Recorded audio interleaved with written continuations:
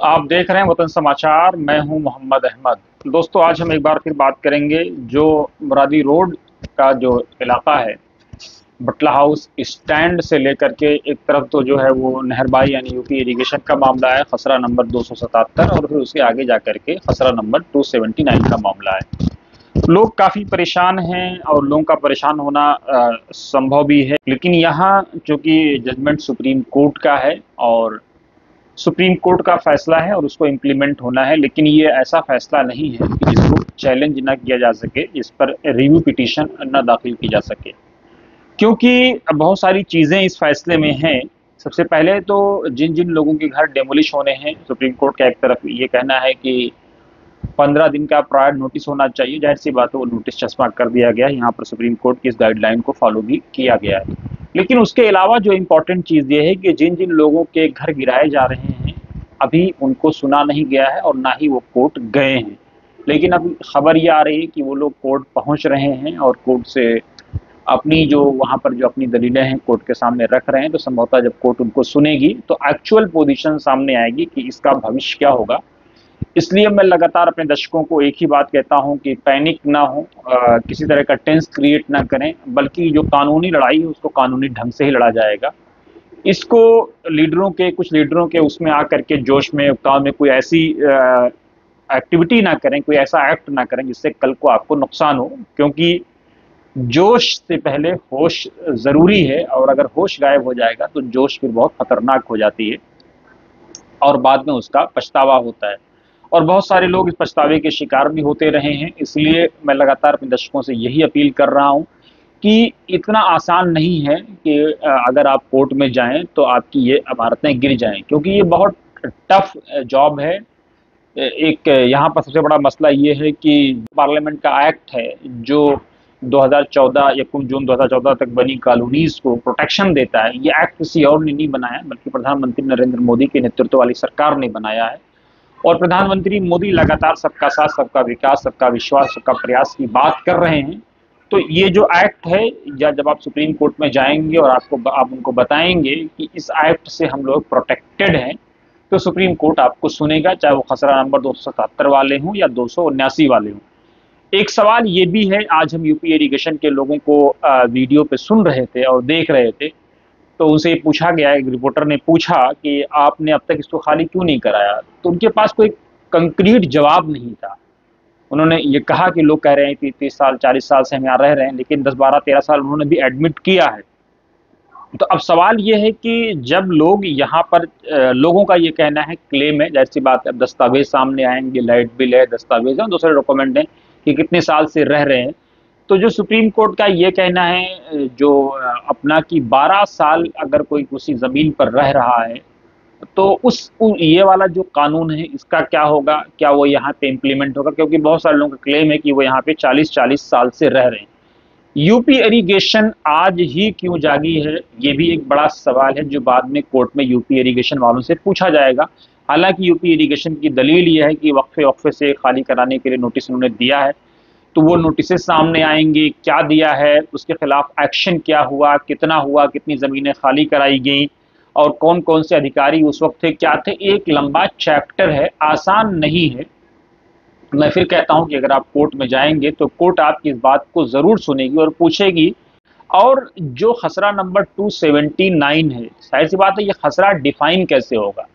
जो पुराने लोगों से हमने बात की तो उनका ये कहना था कि जामिया के आसपास कहीं एक कुआं होता था, तो वो वहां से खसरा डिफाइन होता है। तो वो कुआं आज की तारीख में एग्जिस्ट करता है कि नहीं, ये भी एक सवाल उठेगा। क्या खसरा डिफाइन करने का यही तरीका है या कोई और तरीका है?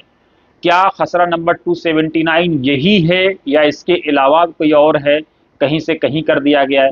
क्योंकि जो डेमोलेशन के लिए 2 बीघा और कुछ बिस्वा जो किया गया है, तो वो कितनी ज़मीन होती है? 3000 गज, 4000 गज, कितनी ज़मीन होती है? क्या उतनी ज़मीन को डेमोलिश किया जा रहा है या डेमोलिशन के लिए नोटिस लगाया गया है, या उसके अलावा और ज़मीनों को डेमोलिशन के लिए नोटिस लगाया गया है?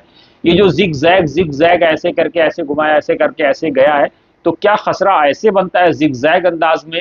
ये एक नहीं बल्कि अनेकों सवाल हैं। जब आप सुप्रीम कोर्ट में जाएंगे तो कोर्ट आपके सामने अपना प्रस्ताव रखेंगे। और जो ये पंजाब एक्ट है जिसके जरिए से ये इलाका प्रोटेक्टेड है, तो कि अब 50% या 60% या 70% आबादी अगर रह जाए तो उसके बाद वहाँ आप डेमोलिशन नहीं कर सकते हैं, बल्कि आप वहाँ की जो सहूलियात है वो देंगे जो ऑथराइज कॉलोनी को, जैसा कि एडवोकेट अशरफ फारूकी ने वतन समाचार से बातचीत में बताया था पंजाब एक्ट का हवाला दे करके। तो ये एक्ट क्या यहाँ पर लागू होगा कि नहीं होगा, इस एक्ट के जरिए से ये चीज प्रोटेक्टेड होगी कि नहीं होगी। और एक और चीज है कि ये जो जमीन जिस पर डीडीए का क्लेम है कि डीडीए को इस जमीन को लेना चाहिए, इस केस में जो डीडीए बार बार सामने आ रहा है, तो क्या डीडीए को ये जमीन ट्रांसफर हुई है या नहीं हुई है, इसका भी ये भी एक जांच का विषय है। इस पर भी बात होनी चाहिए। अगर ये जमीन डीडीए को ट्रांसफर हुई है तो कब हुई है, और नहीं हुई है तो क्यों नहीं हुई है, और इस जमीन को पोजीशन लेने के लिए डीडीए ने आज तक कोई ऐसा एक्शन लिया या नहीं लिया। ये बहुत सारे अनेकों सवाल हैं जो कोर्ट में जब आप जाएंगे, कोर्ट के समक्ष आप रखेंगे, तो कोर्ट आपको जरूर सुनेगी। ऐसा नहीं है कि कोर्ट आपको जो है कह देगी कि हम नहीं सुन रहे हैं। कोर्ट हमारी अदालतों की रीढ़ की हड्डी, में लगातार अपने प्रोग्राम से मैं कहता हूं कि बहुत मजबूत है, बहुत ताकतवर है। दुनिया में सुप्रीम कोर्ट की धूम है, भारत के सुप्रीम कोर्ट की, और लगातार बहुत सारे ऐसे फैसले जो सरकार ने लिए हैं और उसको सुप्रीम कोर्ट ने पलटा है, बदला है। आप कोर्ट में जाकर के बताएंगे, कोर्ट का एक ऑर्डर आया है, वो ऑर्डर ऑलरेडी जो है आप जाएंगे तो कोर्ट उस पर सुनेगी। रिव्यू पिटीशन इसीलिए होते हैं, और रिव्यू पिटीशन में बहुत सारे फैसले बदले भी गए हैं, माजी में इसकी नज़ीर मिलती है। तो आप पैनिक ना हो, बहुत सारे कानूनी हैं जैसा कि मैंने आपको बताया, और कानूनी तौर पर ये केस इतना लचीला नहीं है जितना लोगों में पैनिक है। ये केस बहुत टफ है, और संभवतः मुमकिन है कि मुरादी रोड पे जो लोग रह रहे हैं, आसपास जो लोग रह रहे हैं, उनको जीत भी मिले, क्योंकि एक नहीं अनेकों उदाहरण ऐसे हैं। मैंने जैसा कि कहा कि यूपी इरिगेशन का मामला हो, यूपी इरिगेशन से भी सवाल पूछा जाएगा, कब कब आपने नोटिस दिया, उसके खिलाफ क्या क्या एक्शन लिया, क्यों नहीं लिया, क्या लिया, कब से लोग यहाँ पे रह रहे थे। एक बिल्डिंग एक दिन में नहीं बन जाती है, बिल्डिंग बनने में सालों लगते हैं। इस बीच में लोग लगातार पूछते हैं कि क्यों कोई एक्शन नहीं हुआ, जो एक्शन हुआ तो क्या हुआ। और दिल्ली का एक इलाका नहीं है, 82 में लोग बताते हैं कि एक बार सर्वे हुआ था और इसी की बुनियाद पे खसरा डिफाइन किया गया था। तो क्या 82 के उस सर्वे को फॉलो किया गया, नहीं किया गया, एक नहीं बहुत सारे सवाल हैं। इसलिए आप सब्र रखें, धैर्य रखें, और अक्ल के साथ साथ दिमाग को इस्तेमाल करें। कोर्ट में जाएं, सुप्रीम कोर्ट को बताएं, सुप्रीम कोर्ट के सामने अपनी फरियाद रखें, क्योंकि अभी तक जिन जिन मकानों पे नोटिस लगाए गए हैं, 99.9% लोगों ने, एक दो को छोड़ करके, शायद किसी ने सुप्रीम कोर्ट में जा करके अपना मौक़िफ़ नहीं रखा है। इसलिए सुप्रीम कोर्ट में आप अपना मौक़िफ़ रखें, कोर्ट आपको सुनेगी, सुनने के बाद फिर कोई फैसला आएगा। मुमकिन ये है कि कोर्ट अगर डीडीए इस बात को साबित भी करता है तो कोर्ट से आप ये भी कह सकते हैं, अगर ऐसा होता है कि कोई जुर्माना लगा करके, कुछ करके ये ज़मीनें आपको लीगल कर दी जाएं, आपको दे दी जाएं, तो बहुत सारी चीज़ें होती हैं। जब परिस्थितियां विपरीत होती हैं तो मसाइल का हल भी वहीं से निकलता है, वसाइल भी वहीं से आते हैं। अत्यंत उच्च दबाव की परिस्थितियों में आपके अंदर कार्य करने की क्षमता होनी चाहिए, आपके अंदर कार्य करने की शैली होनी चाहिए, वरना आप टूट जाएंगे, बिखर जाएंगे। आप अपने आप को संभालें, खुद को टूटने ना दें, खुद को बिखरने ना दें, और लगातार ये कोशिश करें कि इस केस को आप सुप्रीम कोर्ट में पूरी कुव्वत के साथ, देश के बड़े वकीलों के साथ इसको परस्यू करें, फ्रॉड का शिकार ना हो, किसी स्कैम में ना मुब्तला हो, क्योंकि जब आपदा होती है तो बहुत सारे लोगों के लिए इसमें अवसर भी होता है। बहुत सारे लोग इसमें अवसर ढूंढते हैं, हो सकता है बहुत सारे लोग ब्लैकमेल हो जाए, बहुत सारे लोगों को चीट किया जाए। तो ऐसी तमाम चीज़ों से होशियार रहें, यकसू होकर के इस केस की पैरवी करें। इसलिए मैं फिर आपसे कह रहा हूं कि बहुत सारे कानूनी फेवर मुरादी जो लॉज हैं वो मुरादी रोड वालों के फेवर में हैं, जो वहां आसपास के लोग रह रहे हैं। आप जाएं, उसको अब सुप्रीम कोर्ट को बताएं, सुप्रीम कोर्ट ज़रूर आपको सुनेगी, और मुमकिन है कि सुप्रीम कोर्ट में आपकी जीत भी हो।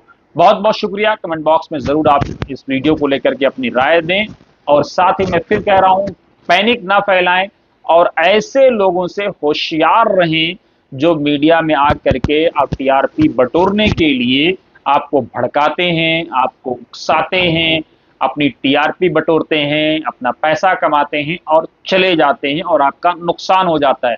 मीडिया में बहुत सहज होकर के, बहुत सरल होकर के, सुप्रीम कोर्ट के सम्मान के साथ, सरकार के सम्मान के साथ आप अपनी बात रखें, पूरी ताकत के साथ रखें, इख्तिलाफ और मुखालिफत के इस अंतर को समझें। बहुत सारे लोग आपको उकसा रहे हैं, मैं लगातार देख रहा हूं बहुत सारे लोग किस तरह से अपनी वीडियोस चला रहे हैं टीआरपी बटोरने के लिए। इसलिए मेरी हाथ जोड़कर आपसे यही विनती है कि सुप्रीम कोर्ट में जाएं, पैरवी करें, पूरी ताकत के साथ पैरवी करें, आपको जीत जरूर मिलेगी, कामयाबी मिलेगी, ऐसा नहीं है। हमें यकीन है कि सुप्रीम कोर्ट आपको सुनेगा और कोई ऐसा फैसला जरूर देगा जिससे लोगों का कम से कम नुकसान हो या नुकसान ही ना हो। क्या होगा नहीं होगा ये तो भविष्य का मसला है, लेकिन फिर भी कह रहा हूं अक्ल और दिमाग दोनों को साथ लेकर के चलें। बहुत बहुत शुक्रिया, आप देखते रहिए वतन समाचार।